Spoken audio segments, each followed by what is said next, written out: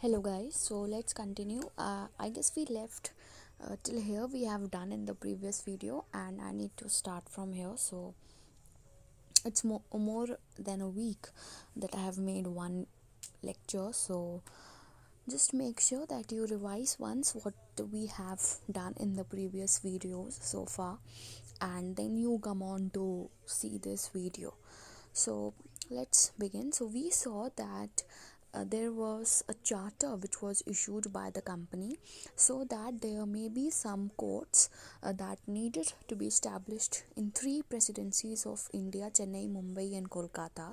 At that time the Britishers demanded that by King George I of that time of UK to grant a charter by which courts will be established in these three presidencies that were known as the mayor's courts, right?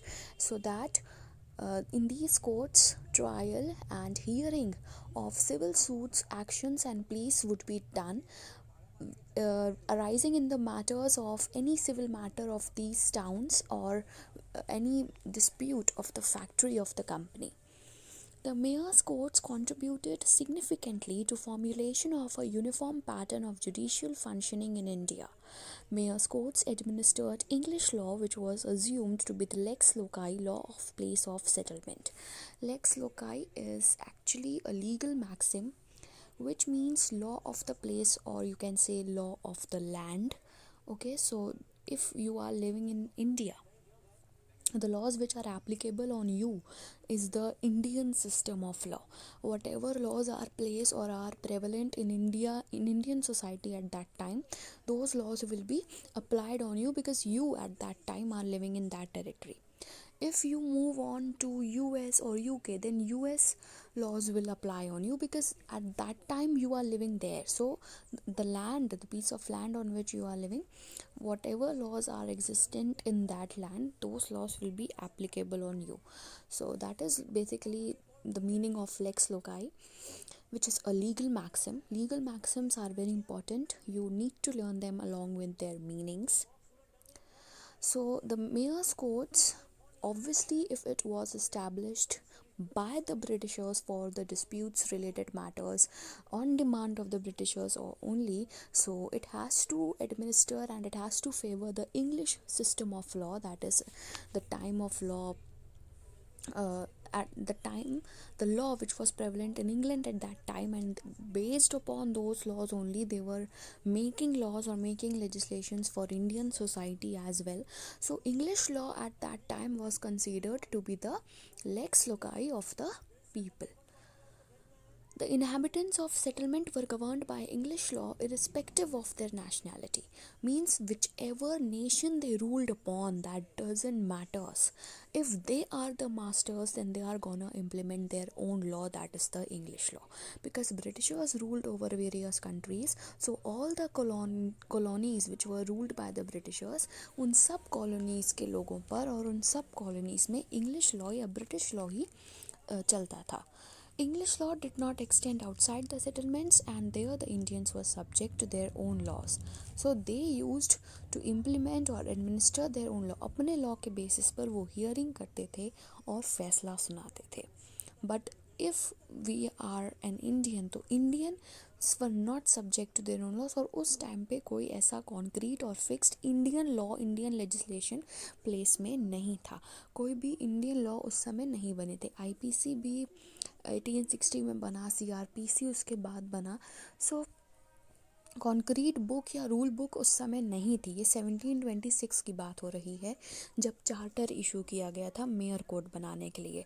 तो जब Indian का कोई ऐसा such law नहीं था, तो Myers codes में English law को माना जाता था, और उनकी जो भी उनके लेजिस्लेशंस थे उससे यहाँ पर रूल किया जाता था. And Indians were not subjected to the English law because obviously they are living in India, तो उन पर तो इंडियन लॉ लगना चाहिए. लेकिन अपनी कॉलोनीज़ में, अपने मैटर्स में अगर कोई डिस्प्यूट है इंग्लिश पर्सन और किसी और सेटलमेंट के पर्सन का, तो तब अगर वो कोर्ट में जा रहे हैं, इंग्लिश कोर्ट में जा रहे हैं, तो उसमें इंग्लिश लॉ ही लगेगा. Charter of 1726 did not specify the law to be applied by the mayor's courts. Charter merely stated that court was required to give judgment and sentence according to justice and right.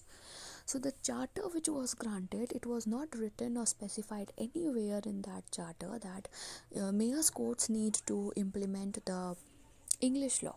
It was only written there that whatever the matter is, you have to resolve that to provide justice and to provide equal rights to everybody. However, based on past practice and light of 1661 Charter, then existing English law or principles of English common law and equity were applied. But what was, they have not explicitly said that you apply the English law, but based on the past practice or the earlier charter, they implemented that only. बोला नहीं गया था, लेकिन उन्होंने अपनी past practice और अपनी सूझबूझ कह सकते हैं यूज़ करके उन्होंने इंग्लिश लॉ को या principles of English common law को ही इम्प्लीमेंट किया. It is generally understood that Charter of 1726 indirectly brought into application the laws of England, both common and statute law, into the three British settlements in India. This is one of the distinctive outcomes of 1726 Charter. So it is understood, ये assume किया जाता है that this charter brought the laws of England into India. Common law हो चाहे statute law हो England का, that all were brought into the three British settlements. What were the three British settlements in India at that time? Madras, Bombay and Calcutta. So in these three settlements English law came into being. वहाँ पर वो चीज़ आ गई क्योंकि वहाँ पर courts established हुई. Courts English common law और उसके प्रिंसिपल्स को अप्लाई कर रहे थे. तो इनडायरेक्टली उस चार्टर की वजह से जिससे कोर्ट इस्टेब्लिश हुए और उससे फिर इंग्लिश लॉ, इंग्लैंड का लॉ इंडिया में आ गया. Appeals from mayor's courts were made to court of governor and council. Governor and 5 members of council were appointed justice of peace and constituted a criminal court of oyer and terminer, a partial translation of Anglo-French oyer terminer, which literally means to hear and determine. Court of governor and council were required to meet 4 times a year for trial of all offences except that of high treason. However, a second appeal in cases valued at 1000 pagodas or more was available to the king in council in England. So you see pagodas, picture is given to you over here, in circulation during the British rule और the British East India company के time पे ये जो सिक्के हैं या जो pagodas हैं, that is you can see gold coins लग रहे हैं. So that's is sort of a currency और something.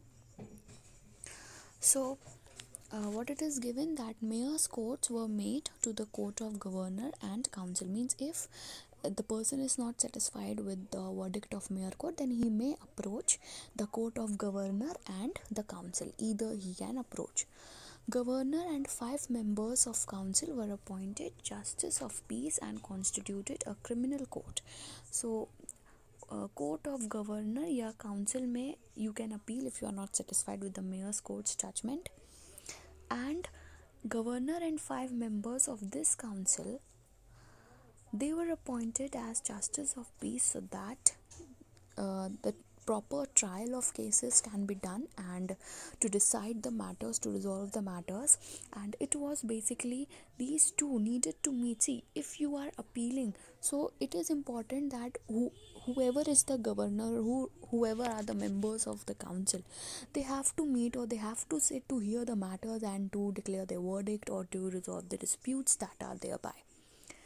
So the court of governor and council, it was important for them to meet 4 times in a year so that all the offences or all the disputes could be resolved. If there is an offence, then proper trial of that could be done, and whatever punishment or fine or whatever has to be done, whatever the verdict has to be declared, that all is done efficiently. So for that it was required that court of governor and council should meet 4 times in a year, and they would not deal with the matters of high treason. And if now once you have appealed, now you are appealing the second time, that is a second appeal. And if there is a dispute which has some monetary value associated with it, that is of 1000 pagodas or more, then you have to go to the king in council in England, because second appeal was not to be made in the similar courts. Once you are dissatisfied from the mayor court's decision, you may go to the court of governor or council. But even after their verdict, if you are dissatisfied, then again you will not go to the same court, क्योंकि again वो लोग वही चीज़ बोलेंगे जो उन्होंने पहले बोली थी, चाहे आप तीसरी बार उनसे बोलो या चौथी बार बोलो. So second appeal, if you want to make, you have to go to the king in council in England. And also, if the matter was having some monetary value associated with it, that is of either 1000 pagodas or more than that. The mayor's courts established under Charter of 1726 had severe limitations. There was no clarity regarding the applicable law, because they had not explicitly mentioned that what law or what legislation in place you need to follow. Like if you have to give a verdict or you have to decide the matter, so there should be some rule book on the basis of which you will decide that what action should be taken, what thing should be appropriate to be done in this matter. If two people are continuously fighting and one has committed the murder, so what punishment you ought to give that person, that you have to decide on the basis of some facts or on the basis of some experience, something that has been done in the past that you can take as an example, and you give the same verdict in future. So something has to be formed as a base for your knowledge, right? So there has to be a legal book or a rule book based upon which you will give the decision. If the person violates the rules, what thing you need, what action you need to take against him. Like it happens in a school, it is decided that okay, so they had no knowledge that what is the law that they need to implement to give the verdict. आजकल भी Indian courts में हमारी जो various rule books हैं या जो various amendments या various statutes हैं, उनको रीड करके, उनको इंटरप्रेट, उनको ही इम्प्लीमेंट किया जाता है. So we have something in place right now, yes. But उस समय ऐसा कुछ नहीं था. लिमिटेशन तो उन लोग को जब ये बताया नहीं गया कि हमको कौन सा लॉ अप्लाई करना है, इंडिया में एज सच कोई कॉन्क्रीट लॉ बुक नहीं थी, तो उन लोगों ने इंग्लिश लॉ अप्लाई किया. ठीक है. Jurisdiction of mayor's courts over natives was relatively uncertain. Means whether the native people or the subjects, that is the Indian people, would come under the mayor's court or not. That was also not fixed, or that was also not specified. So you see what arbitrary this charter was. It had only gave the permission to establish the court. They had not told what law you need to implement for giving the verdict, whether the people, the native people of that area in which the mayor court is established, they will come under its jurisdiction or not. That was not even told. In several instances, mayor's courts annoyed the natives by applying principles of English law, completely disregarding their personal laws and customs. Yes, so at that time, whatever law we do, India as a nation had not any concrete book, as I am saying. But all the customs and traditions that were prevalent from time immemorial at that point of society, they used to consider that as a rule. If you are violating any custom, or if you are doing anything that goes against their custom or tradition or their culture, then that was considered to be a sin that the person has committed. So yeah, Indians or the various religious groups, they considered their own personal laws or their own customs, traditions and cultures to be the rule books that they need to follow all the time. So the mayor's courts, because they were not knowing what actual law or legislation they need to apply while giving the verdict, so they applied the English law, English common law on the Indian people as well, because of which their personal laws or the religious laws of those people were violated.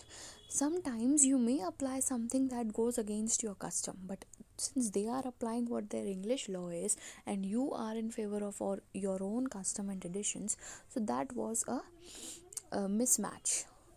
In 1746, French occupied Madras, after which functioning of mayor's court was suspended. Obviously, if another country person is attacking and taking or annexing the territory, then he will not be allowing another country's jurisdiction to be applied in the area that he has annexed. अगर French ने Madras annex कर लिया तो उन लोगों को ये बर्दाश्त नहीं होगा कि अभी भी ब्रिटिशर्स का रूल उस सिटी पे चले. ऑब्वियसली फ्रेंच विल वांट कि हम अपना रूल, हम अपने लॉज इस सिटी में इम्प्लीमेंट करेंगे क्योंकि अभी ये एरिया हमारा है. तो वो ब्रिटिश के कोर्ट को कैसे चलने दे सकते थे. French surrendered Madras to British in 1749 after conclusion of peace treaty of Aix-la-Chapelle. So you see, within 3 years there was a treaty between these two, French and Britishers, which was named as Aix-la-Chapelle.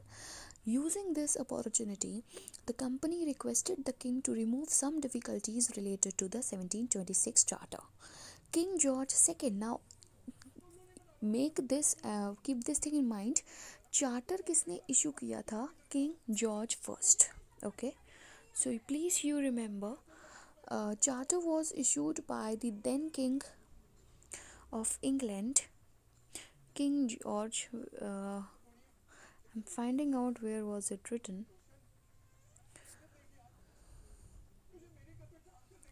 Yes, see, charter was issued by King George I on 24th September 1726, right? And now you see over here, after the annexation and all, see, time has come, 1753 हो गया है. Now there is King George II. So you remember, to make some amendments or to remove some uncertainties of this earlier 1726 charter, new charter was issued that was to make some amendments or to make the 1726 charter more impactful and intact. So for that it was issued by King George II on 8th January 1753. Remember this thing. By virtue of this, mayor courts were re-established in 3 settlements with same jurisdiction and powers as in the earlier charter. To avoid disputes between governor and council, charter brought the mayor's courts under the control of governor and council. The mayor, instead of being selected by aldermen, was to be selected by governor and council. Furthermore, suits and other actions by natives were expressly excluded from jurisdiction of mayor's courts unless both parties had submitted them to their determination. The jurisdiction of mayor's courts was restricted to suits of value of over 5 pagodas. Now you see, there were various amendments which were made. Now you will be comparing the 1753 charter and 1726 charter to get a better understanding of what basically the amendments took place. So you see, 1726 charter, although the powers or the re-establishment were all same in the 3 presidencies in which the courts were to be established, that was also same. But let's see what the amendments were. We will be comparing the two and getting a better picture of it. So as we saw in the earlier charter, that first appeal was to be made in the mayor's courts. If you are dissatisfied, then you can make an appeal to the court of governor and council. So in this new charter, to avoid the disputes or to resolve the disputes between governor and council, now mayor's court was under the jurisdiction of governor and council. Okay, and the mayor, which was earlier being selected in between the aldermen, the 7 of 9, right? If you remember, now the mayor had to be selected by the governor and council. Earlier, it was not mentioned that whether the natives or the subjects, that is the Indian people, will be under the jurisdiction of mayor's courts or not. That was earlier not specified. But in the new charter or as an amendment in the earlier one, it was said that the natives are excluded from their jurisdiction. They will not be under the jurisdiction of mayor's courts. Like, you can't force them to be under its jurisdiction. But if both the parties to the suit have agreed that okay, yeah, I am ready to go to the mayor's courts for resolution of the matter, if both the parties to the suit agree to that point, then that can be taken up to the mayor's courts. But forcefully you can't do that. But we all know how Britishers forced Indians to do the stuff that they wanted from us. That's another thing. Let's just read what's given in the book. So according to that, people cannot force to go to the mayor's courts if both the parties genuinely, by their own consent, agree to the part that we will resolve our matter in the mayor's courts, then they can demand for its jurisdiction or its help. And jurisdiction of mayor's courts was also restricted to the value, to the monetary value of over 5 pagodas. Earlier, it was the second appeal related thing of over or equal to 1000 pagodas, right? So you see the differences. It is notable that courts such as mayor's courts were established for deciding mainly disputes of British natives or other foreigners. Therefore, in all three settlements, different types of courts existed to decide the cases of natives. So, basically, the main agenda or the main motive to establish these mayor's courts in the three presidencies was to deal with the factory related disputes or to deal with the disputes of British people. British के बीच में कोई dispute हुआ तो उसको solve करने के लिए mayor's courts were establish because they could not afford कि आप इंग्लैंड जाओ और लड़ो. तो वो चाहते थे कि कोर्ट यहाँ आ जाए. हम बार बार लड़ने के लिए कोर्ट इंग्लैंड के कोर्ट में थे. सच है कि इंग्लैंड का कोर्ट यहाँ आ जाए. So for that they demanded mayor courts to be established. So, in all those three presidencies, to decide or to resolve the matters of the Indian people at the root level, there were various types of courts. In Madras, Chowdhury courts existed to decide cases up to the value of 20 pagodas. Now you see, on the basis of monetary value, there were various levels of courts. Chowdhury court was there in Madras, which was to decide the disputes that had the monetary value of 20 pagodas or less than that, because it's written up to the value. In other words, Chowdhury courts heard by and large petty cases and continued up to the year 1800. In Calcutta, natives were subject to Zamindar's courts. Now you see, various cities, various types of levels of courts which were existent at that time.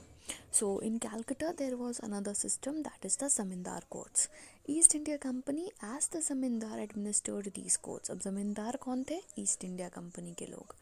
Zamindar's courts decided civil matters, issues involving land, property, personal wrongs. जो भी family related matters या जो भी civil या civilians के बीच का matter है, that all was decided upon by the Zamindars, which was again the British East India Company. It also reported that Zamindar's courts and mayor's courts had disputes relating to jurisdiction on certain civil matters. Justice of peace were appointed in Calcutta to decide criminal matters, and we saw in this video only earlier that what this justice of peace was and who comprised of it. You can go back in the video and see if you don't remember. So justice of peace system was also there in Calcutta. These people were elected so that criminal matters can be dealt with. In Bombay, no separate courts were there to decide disputes among the natives. In Calcutta we have, so just a quick revision, in Calcutta we have the Zamindar courts, wherein the East India Company people were the Zamindars. And in Madras we had the Chowdhury courts, which was to decide the matters up to the value of 20 pagodas. And in Calcutta also we had the justice of peace system and that member committee, so that criminal matters can be dealt with. In Bombay there was no such separate judicial system at that time. The reason was that company claimed complete sovereignty over the island and did not want to treat the natives differently. So in Bombay, where there was no court for the natives, because there was mayor courts in this presidency also, but there was no separate court for deciding the matter among the natives, because people said, the company said that I have complete jurisdiction or complete sovereignty over this piece of island or Bombay, so I will not be treating the people living here, that is the Indians living there, differently. Whatever rules are applicable over me, that will be applicable over the natives as well. Now, Regulating Act of 1773, next video.